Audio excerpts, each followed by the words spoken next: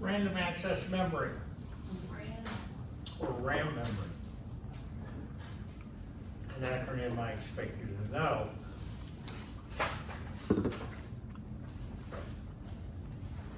This is actually a misnomer, one of several. If I have tape memory, and the read head happens to be at the beginning of the tape, and I want to access some data that's in the middle of the tape, I have to advance the tape, go through all the intervening data until I get midway in the tape to where I can access the data I'm looking for. In random access memory, you have memory locations, and I could, for example, read from memory location 100, and then at the next clock cycle, read from memory location 600. So I can randomly go anywhere in the chip to access data. Well, I can do that with EEPROM. Or double EEPROM. Or ROM. They're all random access memories. So this is somewhat of a misnomer. RAM memory has two characteristics.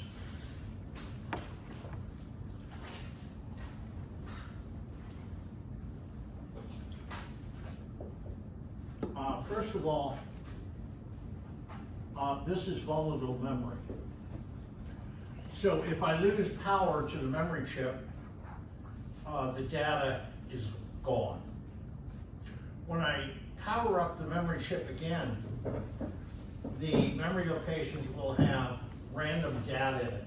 Some memory locations may have all zeros. Some memory locations may have 2C or 5A or 39 or whatever. It's just random data in there. I'll come back to this in a moment.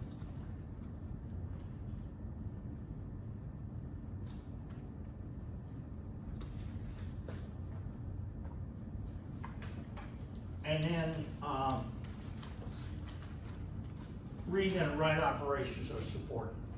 So this is a device that you can read from memory locations or write to memory locations. EEPROM, for example, you can only read from. ROM, you can only read from. There are two broad classes .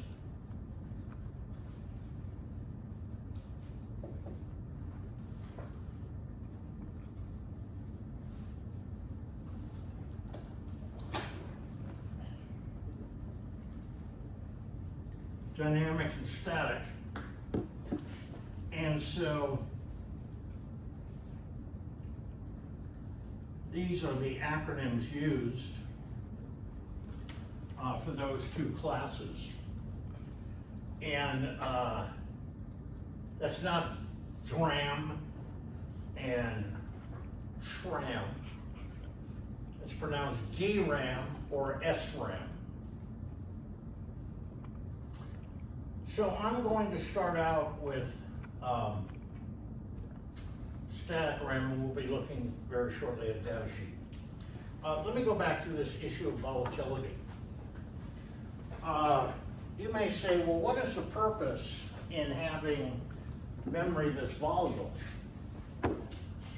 Isn't the purpose of memory to preserve information and data? Well, let's say, for example,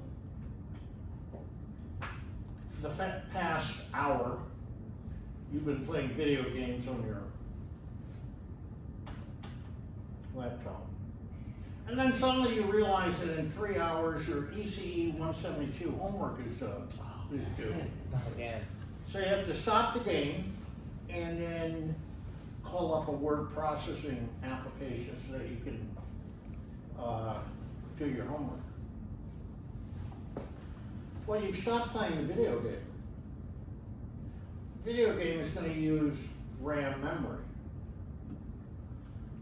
Well, the word processing software may also use RAM memory, and in fact, it may use some of the same locations that we use for the video game. So the fact that you are overwriting the data from the video game with data associated with a word processing project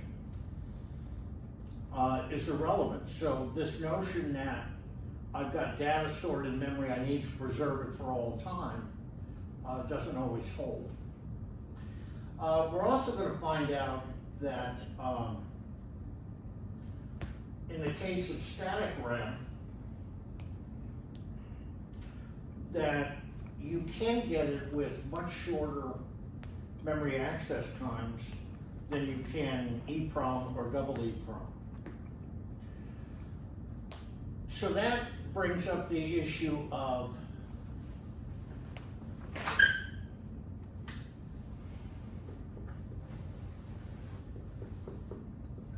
executing out of RAM.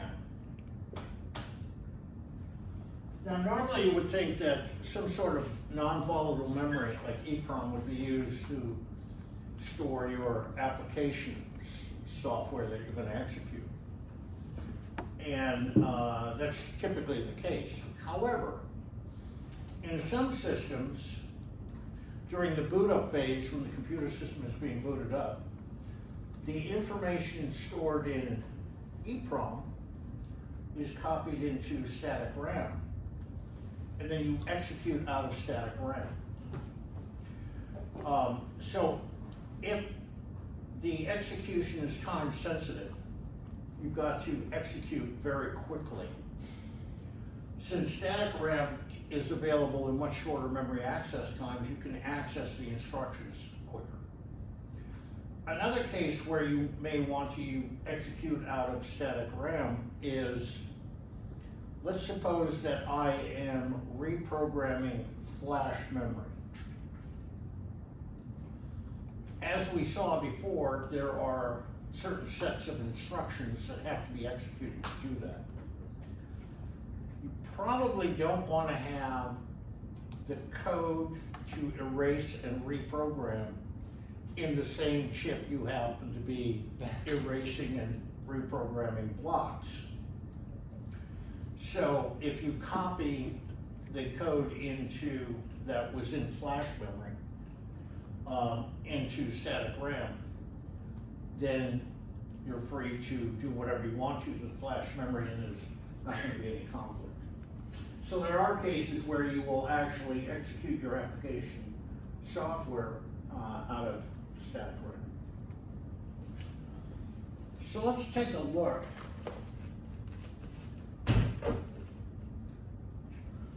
at a static RAM data sheet.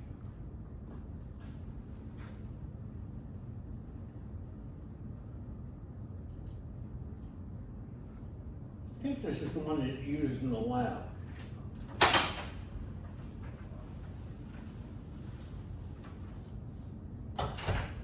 If not, it will suffice. Okay, so this is the 32K by 8 chip. It's available in a commercial and an industrial temperature range.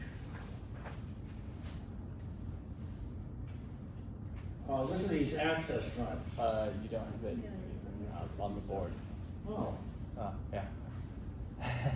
thought you guys were following along. I would love to look at those access times.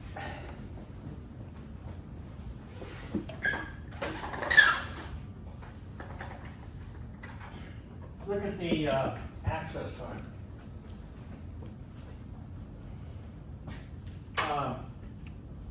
If you look at the EEPROMs, they have memory access times somewhere up around 50, 60 nanoseconds. This one is less than 20, at least for the commercial.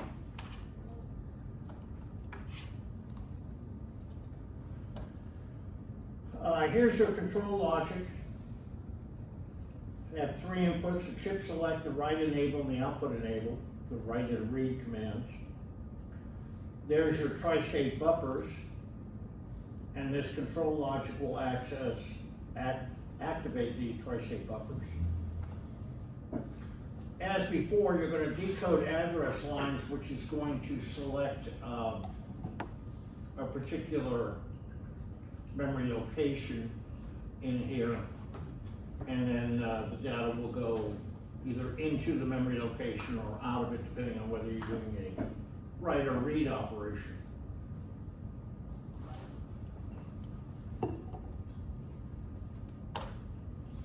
Notice the data lines, they're called I/O on this particular device, input output. You have this rather odd placement of the address lines, A0 through A7, and then A12 and A14, and then you pick up A8, 9, and 13 on the other side of the chip. Is that because it's more conventional to use those higher end addresses to select like which chip you're using? No. It's, that has nothing to do with the placement. I'm conjecture that the placement is due to the way this chip was actually laid out. It was more convenient for routing purposes, etc., to use this perturbed scheme instead of what you would consider more logical, that if A0 is on pin 1, A1 is on 2, and so on, and you just go all the way down through A13. But Okay.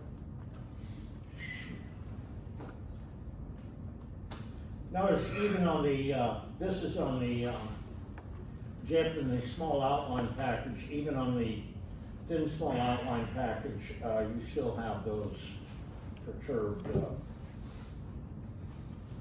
pin selectors.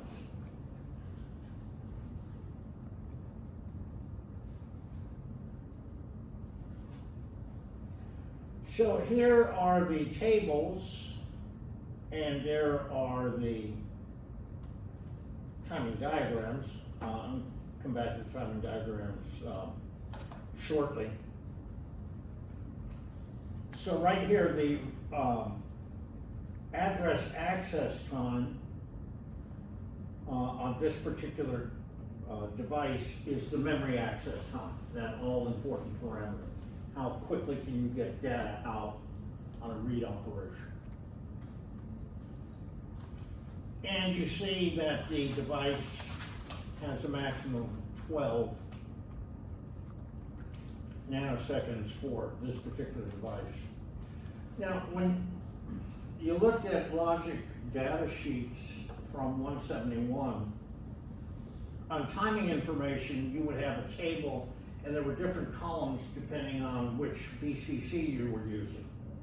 On these chips, it's not uncommon that they all run off of the same supply voltage, but now your columns are for different versions of the chip. So this is the A12 version, the A15, the A20, and the A25 version. And as you would suspect, these last two digits happen to be the memory access time for the chip. So as before, if you're extracting timing information, make sure you're reading off of the correct column. So let's look at the timing diagram for the read. There are two read cycles or operations shown here. This is the more conventional one. Right here, the address becomes valid. Down here, the data lines become valid. They're in a high reading state. They kind of go back and forth because they're going to active logic 1s and logic 0s. And then the data stabilizes on the I/O pins.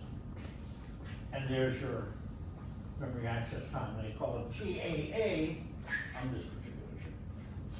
So to do the read operation, this is typical to what we've seen before. The chip select goes low.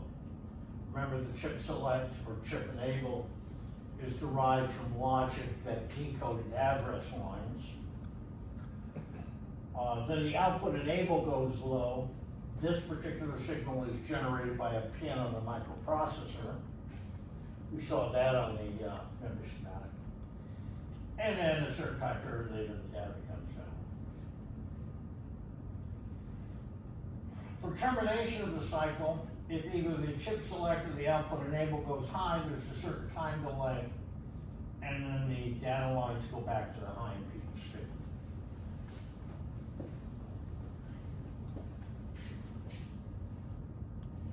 This is the timing for read cycle number 2.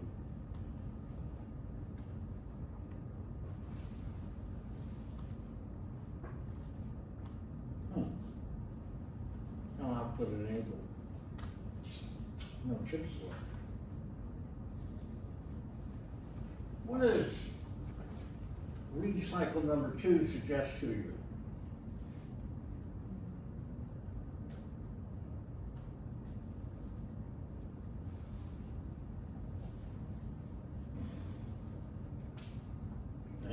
There's more than one read cycle. Chip select and output enable are enabled before selecting address.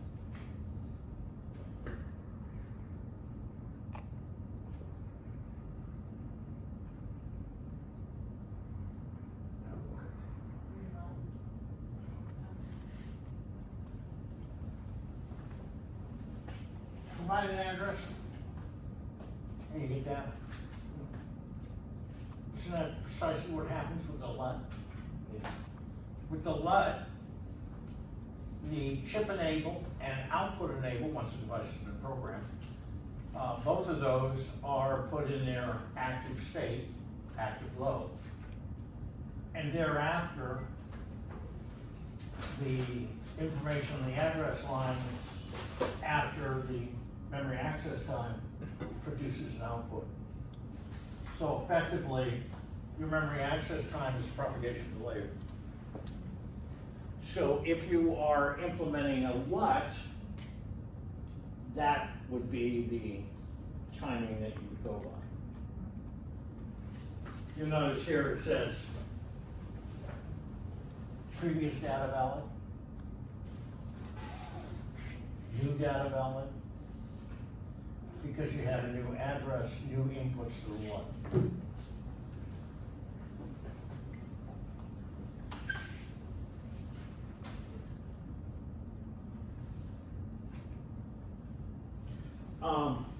This is the write timing, and they show two versions here. Write cycle 1 and write cycle number 2. I'm not sure exactly how you would implement write cycle number 2. Because write cycle number 1 is typical timing that you would get out of, actually it's not, what you would get out of a microprocessor. They show chip select is low the entire time on write cycle number 1, and I'm not sure why they do that, because recall, address lines are decoded, and that generates your chip select. The write enable is generated by a pin on the microprocessor. And again, this is your critical edge where the data is actually written into a memory location. And so there's an associated data setup time and a data hold time with respect to that edge. So write cycle number 1 is the one that you would typically encounter if this was put into some microprocessor-based system. And again, all of these parameters are in the appropriate table. Now, We hadn't talked about this before, but we've looked at timing with respect to the memory chip. If you were actually constructing a microprocessor-based design, you would have to do a timing analysis. And in that timing analysis, what you would have to do is look at, let's say on a write operation, look at the timing the chip expects to do a write operation. Then you would have to look at the timing provided by the microprocessor and the decode circuitry that generates the chip select to see if it complies with this particular chip. So you have to use microprocessor timing in conjunction with the memory chip timing to show that the two chips are compatible and will work together. So the timing evaluation that you will do becomes much more complex.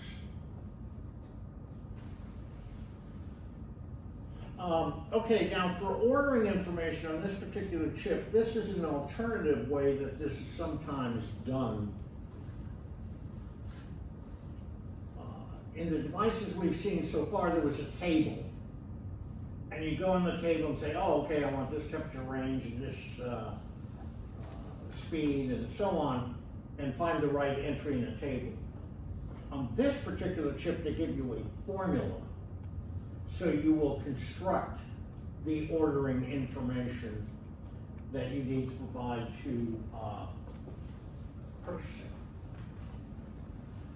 So you'll have the base generic part number 71256, SA for power. For speed, you put in 12, 15, 20, or 25, depending on what memory access time you want. There's 3 characters for the, and they gave you 3 characters for the package, but there's only 3 packages. A plastic dip, a small outline J-lead package, and a thin small outline package. So you put the appropriate characters in there. Green, put a G in there. Then you'll either leave the second to the last character blank for commercial temperature range or I for an industrial. And then finally, you'll either leave the last character blank or put an 8 in there, depending on whether you want the devices to all come in a plastic tube or if you want them on a tape and a reel. If they come on a tape and a reel, that's where you're using automatic manufacturing, where you've got like a robot arm that's stuffing the board, and the devices all come on a tape or a reel, and they're extracted off of the reel. When they come in a tube, they're all individual devices.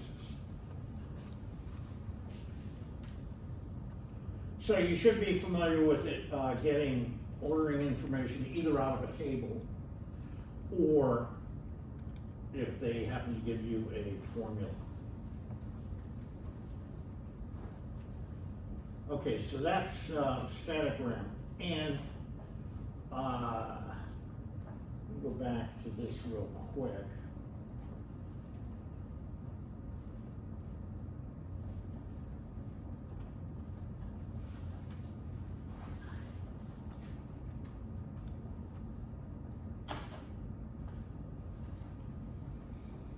This was the memory schematic that we looked at before. This happened to be done with double EEPROM, but there's no requirement that double EEPROM has to be used. These could be RAM devices, static RAM devices. Or the static RAM devices could be in addition to this, which means you're going to need a more sophisticated decode logic to select those particular chips wherever they have to be mapped to in the memory space. Yeah. So if you have like an old stick of RAM, could you like theoretically just like clip some alligator clips to each pin and kind of use it in the same way? Alligator clips. or whatever is really, I guess those are a little big, whatever's convenient to attach to the pins and, you know, not just like slotting it into like a RAM slot, but. Well,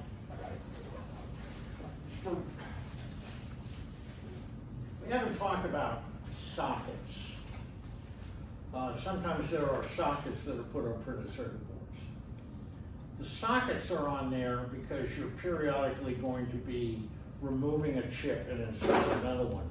That's typically reserved for your double EEPROM, for example, because you may erase it and reprogram it. But for chips that you can reprogram on the fly, you don't have to pull them out, erase them, reprogram them, etc. Those are typically not socketed, those are soldered on the printed circuit board. Because there's no advantage to the socket. Yeah. Maybe I'll show you what I mean by memory space here. This is a hypothetical 20 address line microprocessor, so it can access 1 meg worth of memory locations. So in a microprocessor design, one of the things that you will construct as part of your design process is a memory map. And down here will be the lowest address.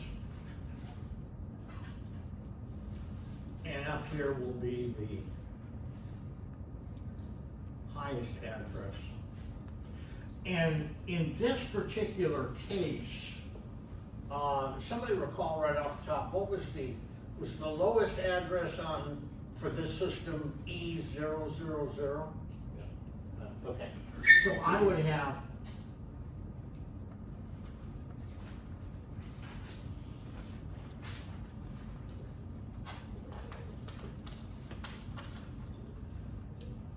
I would show that in this particular memory map, which shows all the available locations that the processor can access, I've shown this block of addresses and I've said that this is double EEPROM. Now, you could put the memory type in there, but quite frequently what's done is you put application information in there. Maybe I'm storing, I'm gonna make this up, sensor data.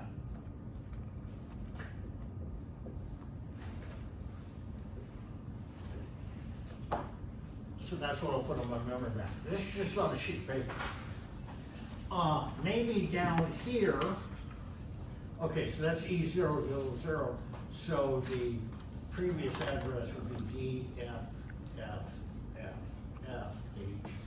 And this goes down to some other address, let's say D0000H. And maybe this is where I'm gonna put my static RAM. And I'll put, I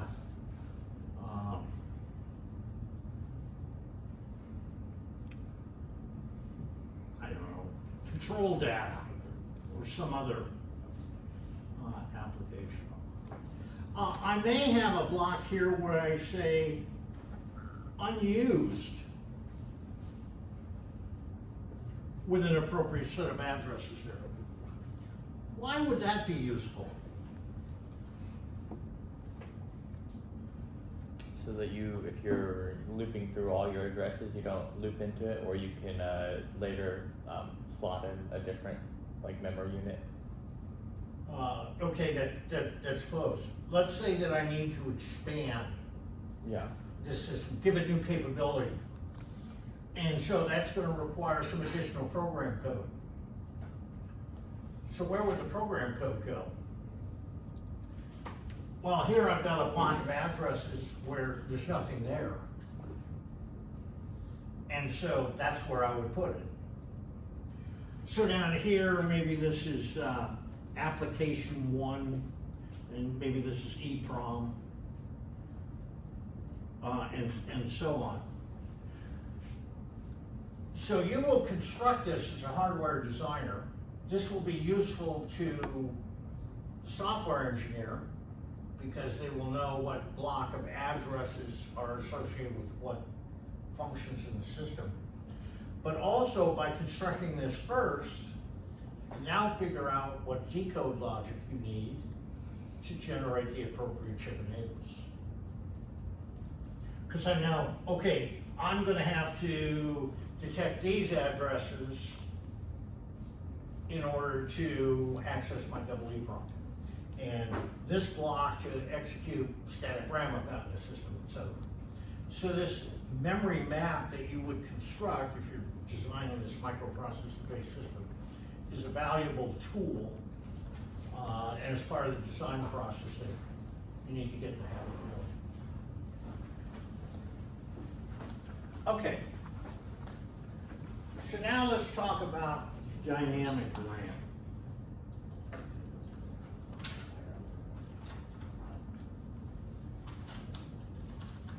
And let me look at what I've got here.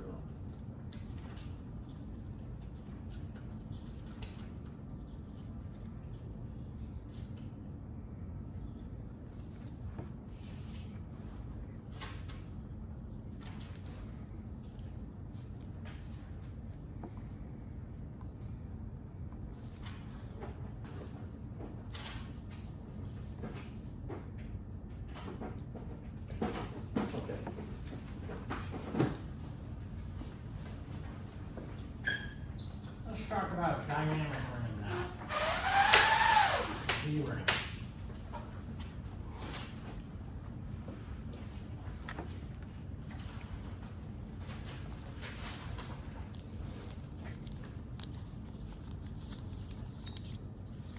Now, initially, I'm going to talk about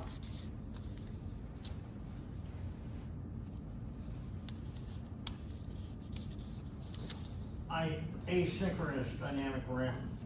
This really isn't used anymore, but it sets the stage on what's involved with using dynamic RAM. Nowadays, what people use is, what do you think the other type of dynamic RAM is? Synchronous dynamic RAM. And that's what people use nowadays. We're going to be looking at detail and synchronous DRAM, but this asynchronous DRAM will give you a historical perspective, and it will give you some information on what the real difference is between static RAM and dynamic RAM. First of all, for static RAM, at least conceptually, you might think, if I want to store 1 bit of data, the ideal device would be a D flip-flop. So I would have in my static RAM device a whole bunch of D flip-flops. If each memory location stores 8 bits of data, I would have 8 D flip-flops per memory location. Well, that's actually not how it's done in static RAM. It's actually a 6-transistor MOSFET cell that they use to store the data, but we're not going to worry about that. Dynamic RAM, however, has an entirely different concept for storing a bit of data, and that has certain ramifications.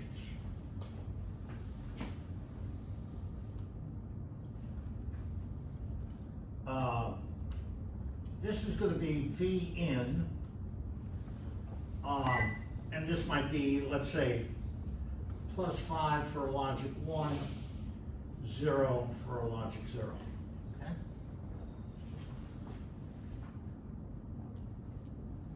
This is the concept. Push button to switch. This will be V out. And I'm going to put a capacitor there.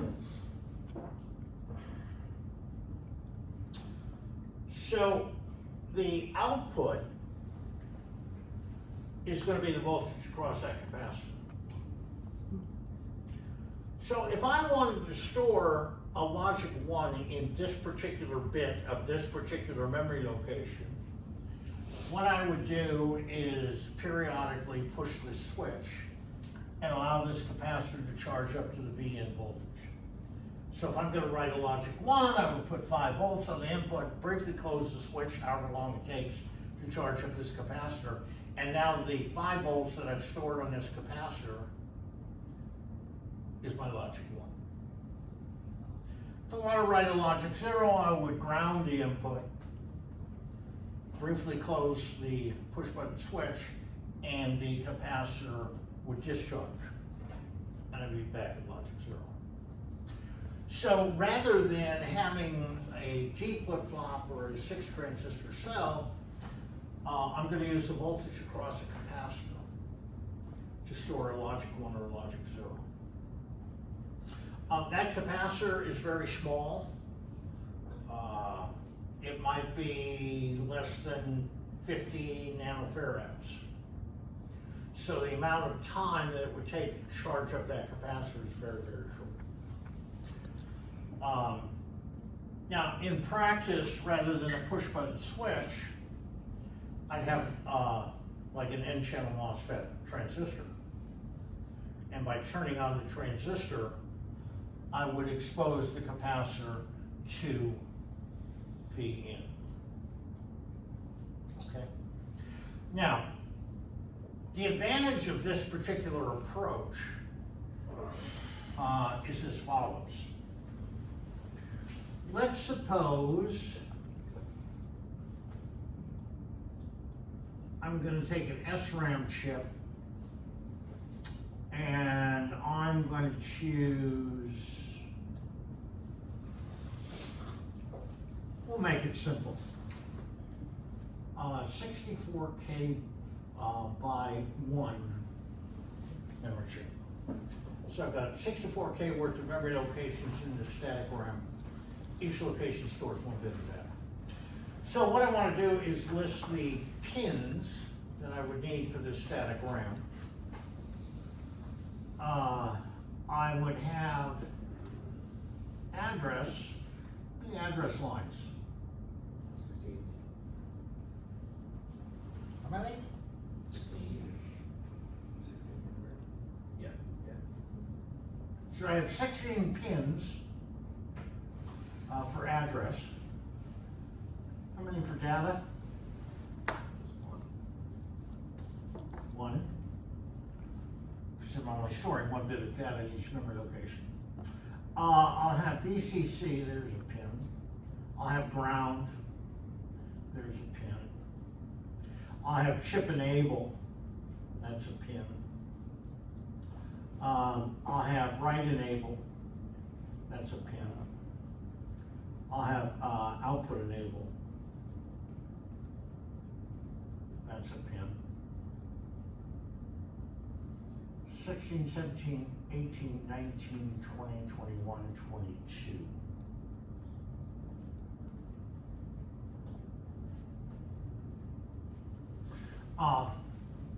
So what I would more than likely do is use a 28 pin package, and I'd have a bunch of pins that are no connects. Okay. So now, let's suppose I've got a dynamic RAM, and it also is 64K by 1. Let's see, I have address, 8, data, 1.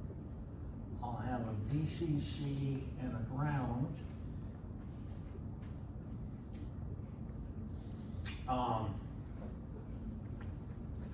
I will have a row address strobe, which would be 1 pin, a column address strobe,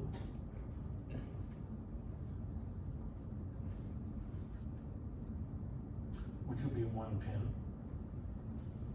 I'll have a write enable,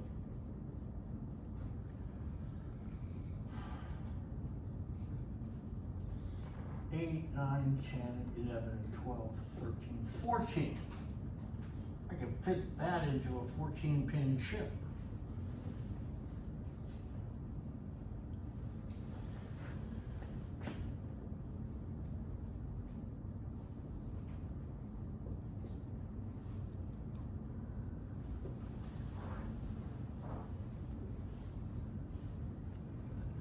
So dynamic RAM is denser than static RAM because if I look at two memory chips, one static RAM, one dynamic RAM, and they're in the same, excuse me, same size package,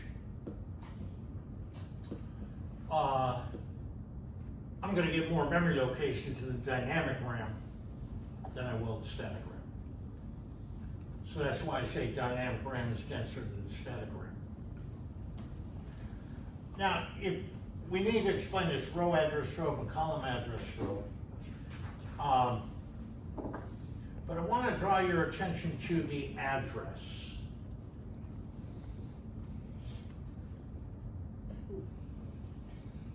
It's a 64K by 1, but it only requires 8 address lines. Static RAM requires 16. How do we account for the difference? Well,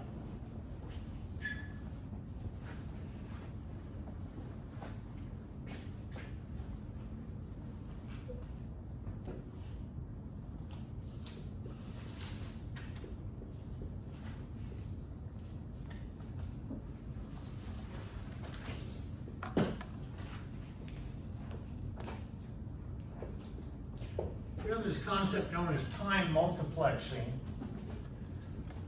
and this is defined as the interpretation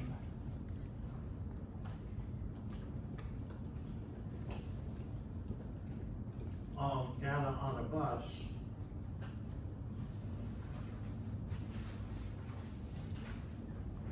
changes over time.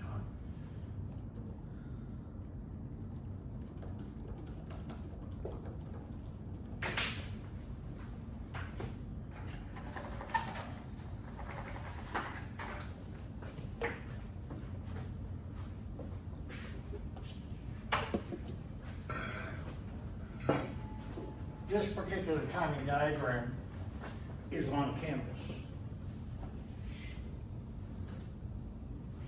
That's the timing associated with an asynchronous DRAM read cycle.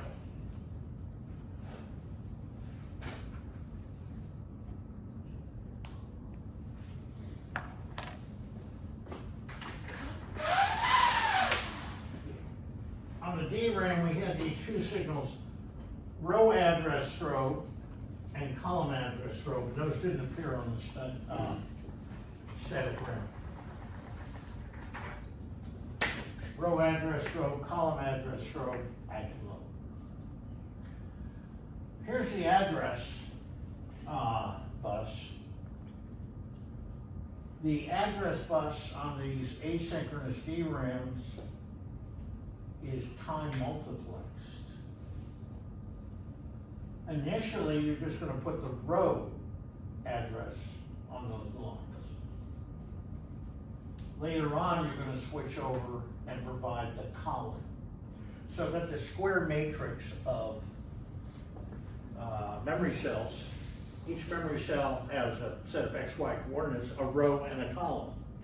So you're first going to tell the chip which row, and then you're going to use those same lines at a later time and put the column address information on there. And then internally inside the chip, it will latch that information.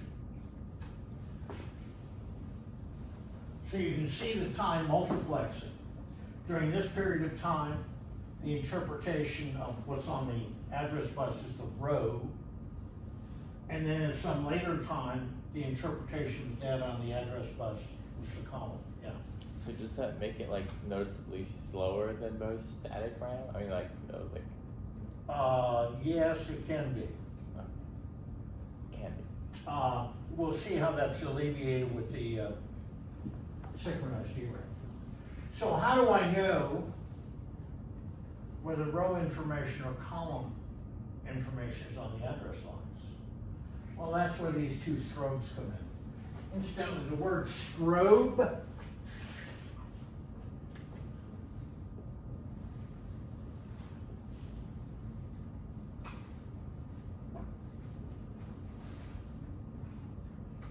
means pulse. there's a strobe. Yeah, well. So you'll notice that for this read cycle, that row address strobe goes low first, which says that row information is on those address lines. And then later on, you'll see the column address strobe goes low. Row address strobe, when it goes low, it's going to stay low until the end of the read cycle. So row address strobe gets asserted, row information is on the address lines, and then later column address strobe goes low, and column information is on those address lines. Now, we're doing a read operation. So in this particular chip, they have both a write enable and an output enable. Since we're doing a read operation, the write enable will remain high. These are active low signals. And the output enable goes low. And then after a certain period of time, you get valid data on the data bus. So these asynchronous devices are going to rely on a time multiplexed address bus. And that's what allows you to get by with a smaller number of pins because you don't have to provide the entire address at once. Well, that sounds pretty cool.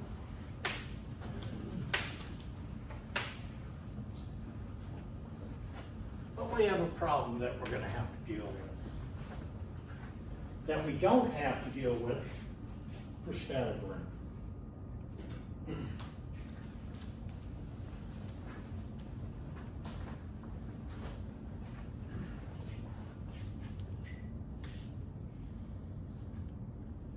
I put Vn equal to +5, close the switch. This capacitor charges up to +5 volts. So I have a valid logic 1 on the output. I open the switch, and that voltage is going to stay on that capacitor. Hopefully. This capacitor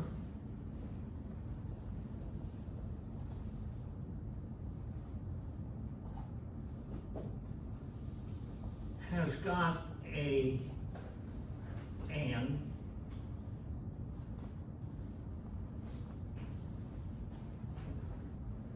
internal impedance. Which says that over time, because of that internal impedance, that capacitor will discharge. So I'm going to, this is V out, the voltage across the capacitor. I'm going to charge it up to +5. But because of this internal impedance, over time,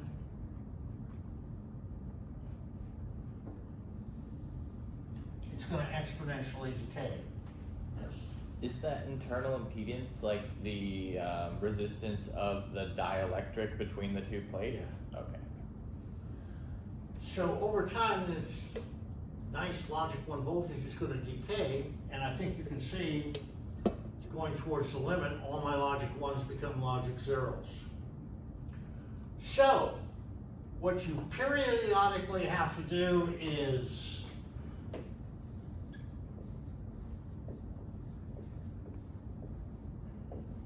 refresh,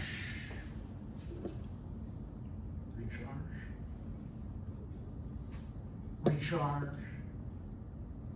recharge, and there's a certain time frame that you have to do this recharge. Specifically, you don't want this to go below the minimum acceptable logic 1 voltage value.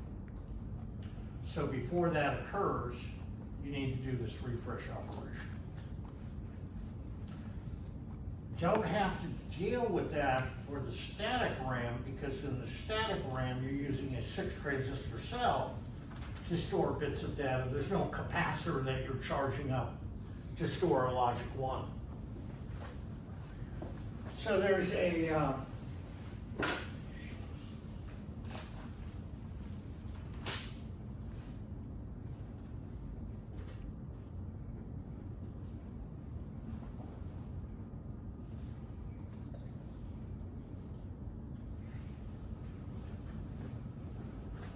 document in there,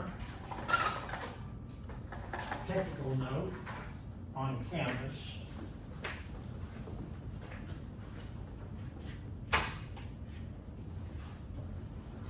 Various methods of doing dynamic RAM refresh. This is a brief technical note. I highly recommend that you read it. It's only 4 pages.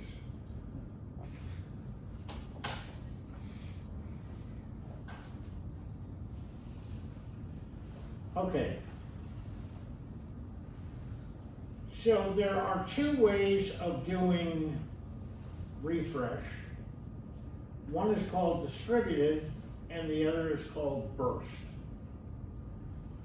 So let's look at this diagram down here.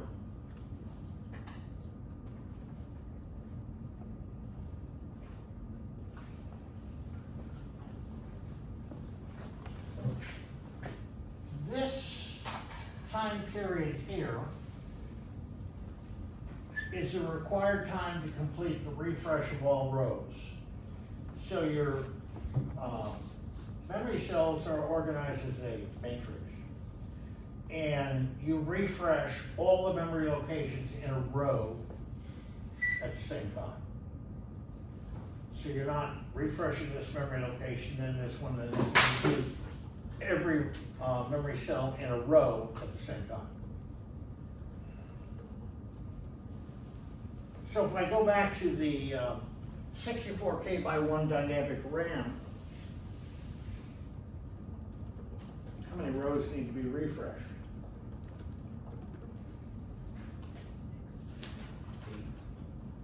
3? 8. 8?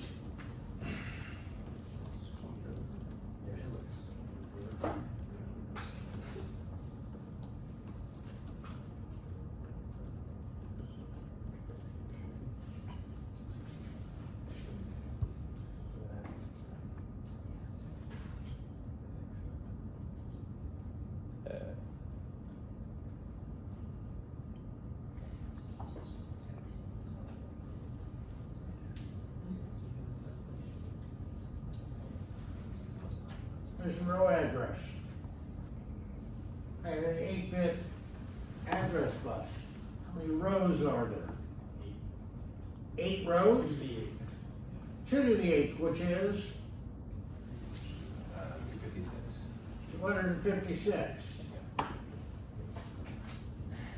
So I have 256 rows that I have to refresh. How often do I have to refresh?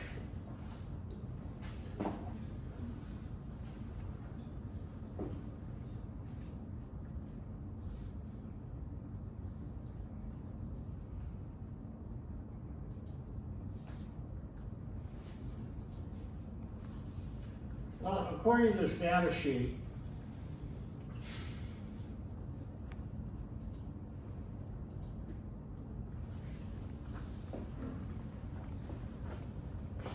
this is the amount of time in which I've got to refresh all the rows to prevent loss of data.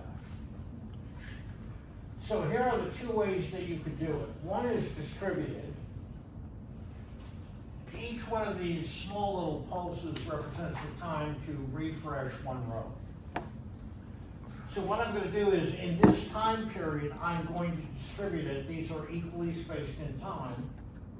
And for my hypothetical chip, there would be 256 of these during that time period, all equally spaced. Okay? In burst refresh, I say, well, the heck with that. At the beginning of this time period, I'm going to do row 1, then row 2, row 3, row 4, just get it over with. Just do one right after another. Now, you may look at this and say, well, is there an advantage of using burst versus distributed? And the answer is it depends, but you need to realize this, which is a problem with dynamic RAM. When refresh is taking place, the memory is not available for read or write operations. So, depending on how often you need to access this, if I do burst mode, that may be too much time to put my dynamic RAM off limits. And so I may have to go to distributed, because during these time periods in between these pulses, I can't do read and write operations. Okay? So those are the two different ways of doing it, distributed and burst. Now, how exactly do I do this refresh? Well, there's three ways, and I'm only going to cover one of these. I'm sorry, two of these. Hidden refresh, I'm not going to talk about. Row address strobe only refresh. What does that pound sign indicate? Low. Active low signal. To perform a row address strobe only refresh, a row address is put on the address line, and then assert row address strobe, which is what I would do for a normal read or write operation. When row address strobe falls, that row is going to be refreshed. And as long as column address strobe is held high, DQ, these are the data lines, will remain open. So all you're going to do is put an address on the address bus, bring a row address strobe low. Then put the next address on, bring row address strobe low, and you leave column address strobe high the entire time. So, going back to distributed, during each one of these I'm bringing row address strobe low. I'm putting on the address lines which row I want to address, which row I want to refresh. And just assert row address strobe. Okay? Since column address strobe is never asserted, the chip knows, oh, you're doing refresh, you're not doing a read or write.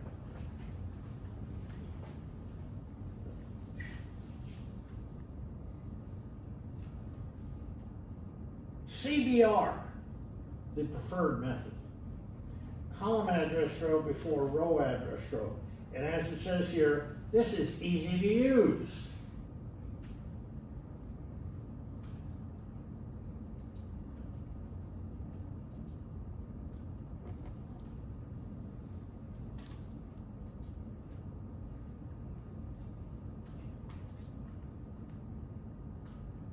If you look at the read cycle, you'll notice that row address strobe goes low, and then sometime later, column address strobe goes low. If you go down to the simplified write cycle, same thing. Row address strobe goes low, and then column address strobe goes low. In that order. So guess what happens in column address strobe before row address strobe?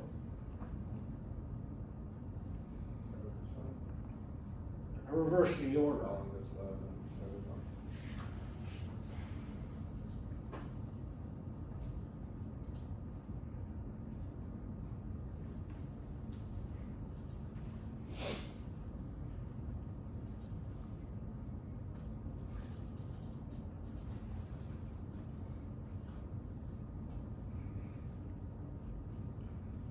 Frequently used method of refresh. It's easy to use and offers the advantage of power savings. This is performed by dropping column address strobe and then dropping row address strobe, and then you will refresh a row. Which row? In this method right here, you had to provide an address. In this one here, there's an internal counter. And the counter provides the row address. So you assert column address row, then row address row, then bring them both high again. Then do column address row again, and then row address row, and the counter increments to the next row. So you don't need to provide any address information, you just have to provide column address row before row address row, and that's it. And the chip takes care of the rest. So going back to this particular method here, at each one of these, I would do column address row, then row address row, and the chip will figure out which row to do. Or in the burst mode, I just sit there and one right after another. Okay? Let's take a 5-minute break.